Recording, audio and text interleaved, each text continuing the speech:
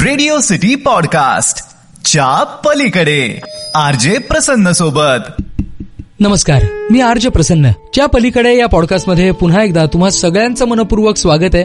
आजही आपण एका विशेष सेलिब्रिटीला भेटणार आहोत. तुम्हाला वहिनी साहेब आठवतात? हा, तुझ्यात जीव रंगला या सिरियल मधल्या वहिनी साहेब अर्थात धनश्री काडगावकर आज आपल्या सोबत असणार आहे. चित्रपटांमधनं, मालिकांमधनं आपण त्यांना आतापर्यंत भेटलोच आहे. आज च्या पलीकडच्या धनश्री समजून घेण्याचा प्रयत्न आपण या मुलाखतीतनं करूयात.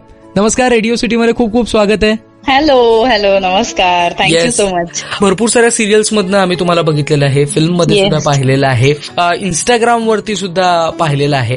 पण धनश्रींना सगळ्यात जास्ती आवडणारा, लोकांपर्यंत पोहोचणारा फॉर्म जो आहे तो कोणता वाटतो खास?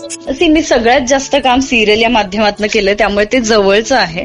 पण मी एक ऍक्टर आहे, त्यामुळे असं काही नाही खरं तर की हे माध्यम जवळचं वगैरे वगैरे.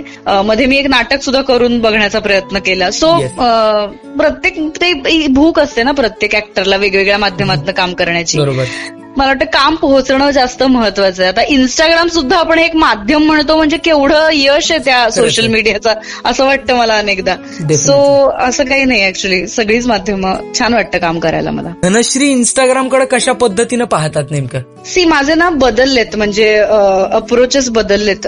सुरुवातीला मी जेव्हा इंस्टाग्राम अकाउंट ओपन केलं तेव्हा एक जनरल नाही का, काहीतरी आपले फोटो शेअर करायचे आणि एक जनरल असा हे होता. मग त्यानंतर ते टिकटॉक आणि हे इतकं प्रमाण वाढलं तेव्हा मला फार तिटकारा यायला लागला की हे किती अति आहे वगैरे वगैरे असं एक व्हायला लागलं. त्यानंतर मग कोरोनाच्या काळामध्ये मात्र हे रील्स आणि ह्या सगळ्यांनी इतकं बूम घेतलं आणि ऑनेस्टली मी पण सोशल मीडिया मार्फत भरपूर पैसे कमावले त्या काळामध्ये. इनफॅक्ट अजूनही बऱ्याचदा ब्रँड डील्स म्हणा किंवा काय चालू आहे माझं. त्यामुळे त्या माध्यमाला मी असं आता मी दुय्यम लेखत नाही, कारण अत्यंत प्रभावी माध्यम वाटतं मला. कितीतरी जणांना त्यामुळे कामं मिळाली आहेत, नाव मिळालंय, फेम मिळालेलं आहे. त्यामुळे हे नाकारता येणारच नाही की हे अत्यंत एक स्ट्रॉंग माध्यम आहे. आणि आता मी त्याच्याकडे रोज काहीतरी पोस्ट करायचंच, आणि आता त्यावरती हे असा एक झोन नाहीये जो एक काळ होता की नाही पोस्ट केलं पाहिजे, नाही का. आपले मॅनेजर आणि हे आपल्याला सतत पुश करत असतात, त्यामुळे त्यांचं ऐकून. पण आता मी त्या अजिबात झोनला नाहीये. माझं असं आहे की प्रत्येक माझ्या आयुष्यात चाललेली गोष्ट मला शेअर केलीच पाहिजे असं नाही. पण येस, काहीतरी मी काम करतेय किंवा मी फिरायला गेलीये, मी कुठेतरी वेगळीकडे गेलीये, छान मला काहीतरी गोष्ट लोकांसोबत शेअर करावीशी वाटते, मग भले ती पर्सनल असू दे, प्रोफेशनल असू दे. बरोबर. मग मला अगदी मनापासून वाटलं तर ती शेअर करते मी, एवढंच. आणि काम ऑफकोर्स. येस. आणि त्याचाच एक भाग म्हणून दाल खिचडी, ज्याच्याबद्दल सध्या इंस्टाग्रामवरती सुद्धा खूप चर्चा आहे. सो याबद्दल काय सांगता येईल? हा एक वेगळा फॉर्म म्हणावा लागेल आता इंस्टाग्रामवरती. येस. म्हणजे माझा मित्र आहे समीर खांडेकर, त्याचा चॅनल आहे युट्यूबला आसोवा नावाचा, आपली सोशल वाहिनी. तर या चॅनल मार्फत पण बघितलं तुम्ही तर खूप वेगवेगळा कॉन्टेंट त्यांनी आजपर्यंत बनवलेला आहे. आणि याआधी पण मी त्यांच्यासाठी एक छोटा एपिसोड केला होता, मेड फॉर इच अदर नावाचा. आणि त्याच्यानंतर मग त्यांनी ह्याच्यासाठी विचारलं. आणि ही एक अत्यंत नवरा बायकोच्या नात्यावरती गोड अशी आधारलेली एक स्टोरी आहे, किंवा आपल्यातलं कम्युनिकेशन कमी झाल्यामुळे काय होऊ शकतं वगैरे, फार जे आता नॉर्मल कपलमध्ये चालू आहे मे बी असं सगळं. आणि यामध्ये मुभा अशी की सिरियल बघताना आपल्याला आपण खूप एक्झॅजरेटेड बघतो सगळ्याच गोष्टी, जसं की मेकअप म्हणा किंवा तुमचे कॉस्ट्युम्स पासून, डायलॉग्स पासून भरपूर एक्झॅजरेशन असतं, म्युझिक पण वगैरे. तर ती गरज आहे, त्या माध्यमाची ती गरज आहे म्हणून. सो इथे ती कदाचित मुभा मिळते. आम्ही अत्यंत नॉर्मल, नॅचरल अभिनय करण्याचा प्रयत्न केलेला आहे. सगळं नॅचरल, नॉर्मल घरामध्ये जे चालू आहे ते दाखवण्याचा प्रयत्न केला आहे.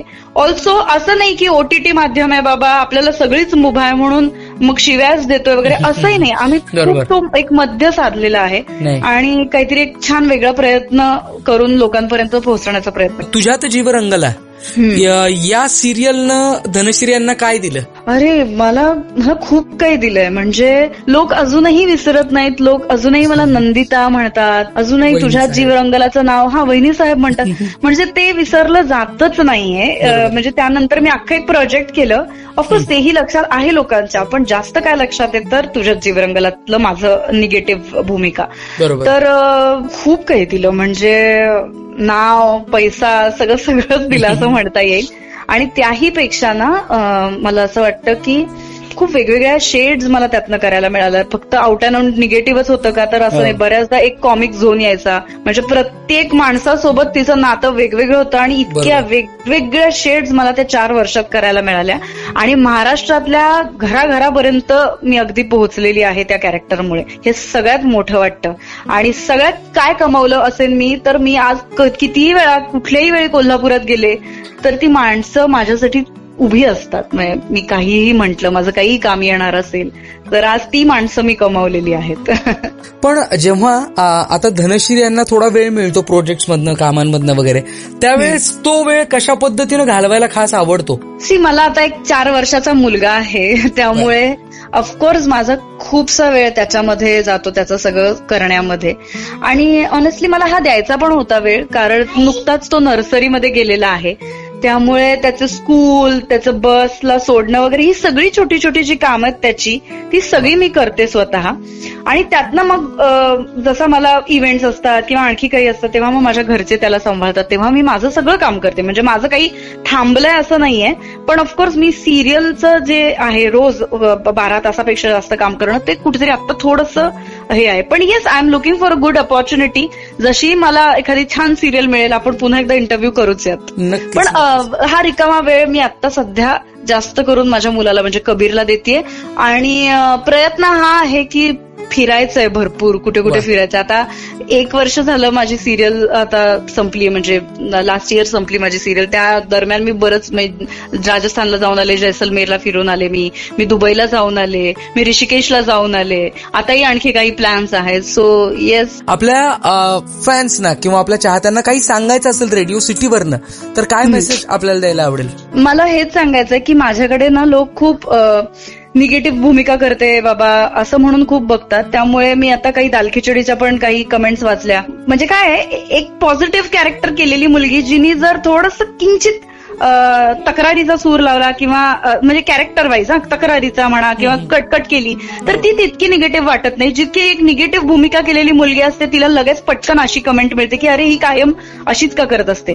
जसं की दाल खिचडीमध्ये पण जे एक थोडंसं असं कॅरेक्टर आहे ते की तिला काही तिच्या आयुष्याकडनं अपेक्षा आहेत. तर मला असं वाटतं की माझ्या आधीच्या कॅरेक्टरवरनं मला प्लीज जज करू नये. मी काहीतरी सतत नवीन करण्याचा करतेय प्रयत्न, तर ते थोडंसं ऍक्सेप्ट केलं तर मला खरंच खूप आवडेल. पण तेही त्यांचं प्रेम आहे असं मला वाटतं अनेकदा. मी पण त्याचा मध्य अजून गाठू नाही शकली की लोकांना नेमकं काय म्हणायचं आहे. पण येस, मी या माध्यमातून हे म्हणेन की आधीच्या ह्याच्यावरनं जज न करता नवीन फ्रेश काहीतरी तुम्ही माझं बघताय, या अप्रोचनी तुम्ही सुद्धा बघा. मलाही ते तसं आवडेल. आणि माझ्या नवीन नवीन कामांना प्रेम द्या, सपोर्ट करा. बस अजून काय सांगू. नाही, नक्कीच सगळे रसिक जे आहेत हे आपल्यासोबत आहेच आहेत. आपल्या पुढच्या भावी वाटचालीसाठी आमच्या सगळ्या लिसनर्स कडनं खूप खूप शुभेच्छा. आज ऍक्ट्रेस धनश्री काडगावकर आपल्यासोबत होत्या च्या पलीकडे या पॉडकास्टमध्ये. आरजे प्रसन्नला द्या रजा. भेटूया पुढच्या पॉडकास्टमध्ये एका विशेष सेलिब्रिटीसह. धन्यवाद. रेडिओ सिटी पॉडकास्ट च्या पलीकडे आरजे प्रसन्न सोबत.